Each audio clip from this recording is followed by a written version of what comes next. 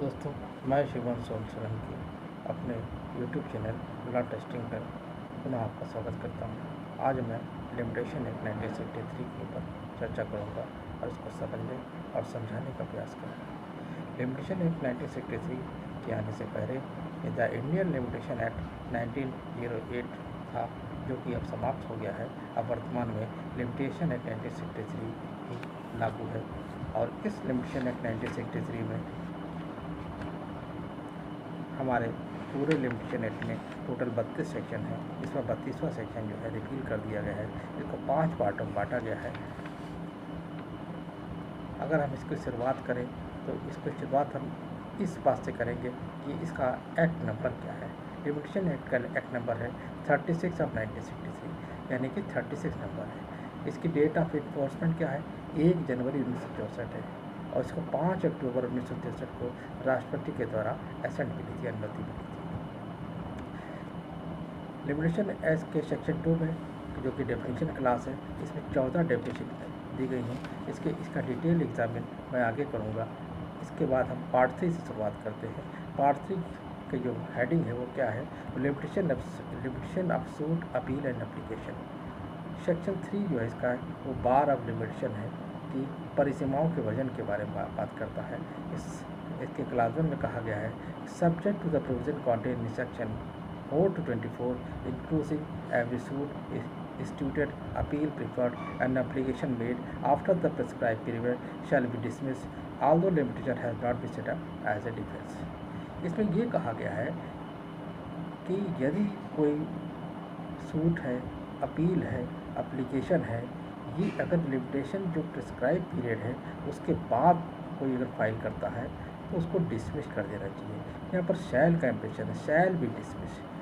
और इसमें यह कहा है यदि भी इसमें लिमिटेशन का डिफेंस लिया गया हो या फिर न लिया गया हो। क्लास 2 में जो सेक्शन 3 का क्लास 2 है वो इस बात को बताता है कि अगर लिमिटेशन का इंक्लूड करना पड़ा सूट का या फिर किसी क्लेम का या फिर किसी एप्लीकेशन का तो कब होगा। ऑर्डनरी केस में अगर कोई प्रिंट जो है जब प्रॉपर ऑफिस से प्रेजेंट की जाती है तो वहाँ से सूट की शुरुआत मान ली जाती है, यानी सूट का इंस्टीट्यूशन मान लिया जाता है। इनके सब पापर सूट, अगर कोई गरीब व्यक्ति केस करता है क्योंकि पापर सूट जो है तो वो जब पापर सूट दाखिल करने की अनुमति के लिए जब एप्लीकेशन दी जाती है तो उसी दिन से सूट का इंस्टीट्यूशन मान लिया जाता है। In the claim against company which is being wound up by the court, अगर किसी कंपनी को कोर्ट के वाइंड अप होने का आदेश दिया गया है तो जिस दिन ऑफिशियल लिक्विडेटर के पास क्लेम किया जाता है उस दिन से जो है इस सूट के इंस्टीट्यूशन को मान लिया जाता है। अगर सेट ऑफ और जो काउंटर क्लेम है इसके बी क्लास में बताया गया है, क्लास 2 के बी क्लास में बताया गया, सेट ऑफ और काउंटर क्लेम को सेपरेट सूट का दर्जा दिया जाता है, यानी कि उसको सेपरेट सूट माना जाएगा। होते वो उसी के केस में ही दाखिल किया जाता है, परंतु उसको जो है deemed to be have been instituted, इसको separate treated as a separate suit, उसको सेपरेट सूट की तरह ट्रीट किया जाएगा। इसका मतलब ये है कि यदि कोई ओरिजिनल सूट समाप्त भी हो जाएगा या खारिज भी हो जाता है तो सेट ऑफ और काउंटर क्लेम अगर उसमें उसी सूट में अगर फाइल किया गया है तो वो चलते रहेंगे। अब सेट ऑफ का शुरुआत मानी जाएगी is the same date as the suit which is set off separated, यानी जिस दिन सेट ऑफ को ट्रीट किया गया है। और काउंटर क्लेम जब काउंटर क्लेम जिस दिन फाइल किया गया है उस दिन इसका काउंटर क्लेम का इंस्टीट्यूशन मान लिया गया। और and application by notice of motion in the high court is made when the application presented to proper office of the that court. जब उच्च न्यायालय में प्रस्ताव सूचना द्वारा आवेदन उस समय किया जाता है जब न्यायालय में समझौता अधिकारी के सामने कर दिया जाता है, उस दिन उच्च न्यायालय में केस का इंस्टीट्यूशन मान लिया जाता है। सेक्शन 4 में बताया गया है कि expiry of prescribe period when court is closed, जब न्यायालय बंद होता है या निर्धारित अवधि समाप्त हो जाती है। सपोज डेट कि जिस दिन आपका लिमिटेशन समाप्त हो रहा है अगर ये उस दिन न्यायालय बंद तो तो क्या होगा, तो उस दिन तब ये होगा। इसमें जो लैंग्वेज है वो ये लिखी हुई है, when the court close suit appeal application may be instituted preferred made on the day when the court reopen, यानी कि जिस दिन कोर्ट रीओपन होगा ये नहीं कहा गया कि नेक्स्ट डे, इसमें कहा गया कि जिस दिन कोर्ट रीओपन होगा उस दिन तक का लिमिटेशन आपका बढ़ जाएगा। इसके एक्सप्लेनेशन में क्या क्या है, और court shall be deemed to close on day within the meaning of this section if during any part of normal working hour is remain close on that date. यानी कि किसी न्यायालय को इदारा के अर्थ में किसी भी दिन बंद होना समझा जाएगा बशर्ते उसके समान कार्य के घंटों में किसी भाग के दौरान वो बंद रहता है। यानी कि अगर थोड़ी भी कोर्ट में अगर उस दिन उसको बंद मान लिया जाएगा, यदि किसी वजह से कोर्ट की प्रोसीडिंग कुछ घंटों के लिए डिस्टर्ब। अब सेक्शन 5 जो है एक्सटेंशन ऑफ प्रेस्क्राइब पीरियड में सर्टेन केसेस के बारे में कहा गया है। इसका दूसरा नाम डॉक्ट्रिन ऑफ सफिशिएंट कॉज है। सेक्शन लिमिटेशन के पीरियड के जो इन्हांसमेंट की जो एप्लीकेशन होती है वो नॉर्मली सेक्शन 5 में ही डालते हैं। अब ये सेक्शन 5 में क्या कहा गया है, आइए इसको समझने का प्रयास करते हैं। एनी अपील और any application other than application under the provision of order 21 of the CPC may be admitted after the prescribed period if the appellant or the applicant satisfies the court that is sufficient cause for not referring the appeal or making the application within such period। यहाँ पर ये बताया गया है यदि कोई appeal है या फिर वो एप्लीकेशन है, और एप्लीकेशन कौन सी, वो एप्लीकेशन जो ऑर्डर 21 की एप्लीकेशन ना हो, उसको प्रेस्क्राइब पीरियड के बाद भी कोर्ट जो है एक्सेप्ट कर सकती है अपील या एप्लीकेशन को, यदि कोर्ट को ये समाधान करा दिया जाता है कि हमारे पास एप्लीकेशन उचित समय के भी यानी निर्धारित समय सीमा में देने का उचित कारण नहीं था।